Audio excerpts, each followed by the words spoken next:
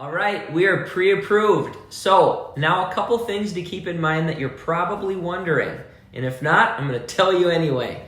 All right, number one, in this email, I attached your pre-approval letter. That is what's called your golden ticket so that your real estate agent can use that letter to send to the selling side to show that you are good for financing and that your loan will go through. Okay? Send that to your real estate agent. Number two, so important now at this part in the process that a member of my team is going to be in touch with you in the next day or two to get all of your paperwork we're going to need from you. This is the most important thing that you can work on and dial in on for the next week. It's going to be your pay stubs, your W-2s, your tax returns, bank statements as a minimum, and then any other documents we need that pertains to your file in your individual story that we're going to put together to underwriting.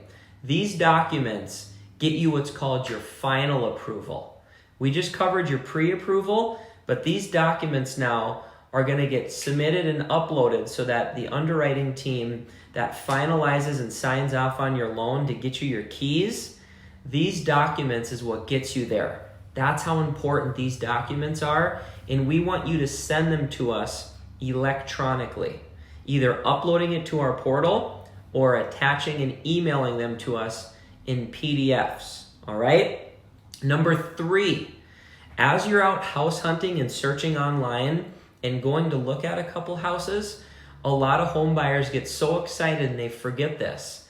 Make sure you're looking for anything that's broken, damaged, missing, or a safety or health hazard, because all the loan programs now, when we do your loan and we're in the middle of the process, the appraisal that we order, the appraiser's job is to get the value of the home and to make sure that there's nothing that can get you hurt, sick, or that's wrong with the house. So stuff like damaged roofs, broken windows, anything that's cracked, exposed wires, those are just a couple little things.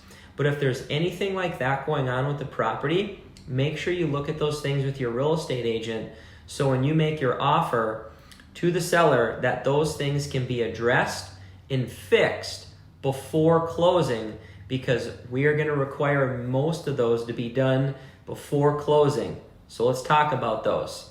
All right, and now the last thing, number four. So a lot of people wonder, okay, I'm pre-approved now. Is there any like hidden fees or fees that I should be aware of that could come up now as I'm about to make an offer on a house? What should I know about those? Two things. As you make an offer with your real estate agent to send off to the seller to get it accepted, they're going to be asking you for earnest money. What is earnest money? It's going to be in the form of a check that you hand to your realtor, and it is a show of good faith to show that you're serious, and that if you just walked away, the seller could take that money if you don't follow through with your commitment. So most of the time, this can be anywhere from $500 up to $10,000. Mainly, we usually see $500 to $2,000. That's the average that we see. And you're going to be giving that right away as you sign the purchase agreement, and that goes towards your down payment and or closing costs if you have to pay those, because it gets applied on the closing day as a credit to your bottom dollar. So it's kind of like a damage deposit. You get a credit for it, or you get it back if you don't have to have a down payment. So don't worry, your earnest money does go towards your bottom dollar. You get a credit for it. Last thing, home inspections. They're not required, but they're highly recommended. And as you get your offer accepted with your real estate agent and we get your loan underway, your home inspection will be something that you as the buyer at your dime will have to pay for within that first week to the home inspector directly. So you'll call, set it up, pick the home inspector of your choice. Average, we've been seeing them run from $300 to $500, and that is something that you'll pay for right away just to see if you still want to move forward with the house. Because let's say you get the home inspection, you got to get that done, and then he catches a bunch of stuff that you don't like with the house.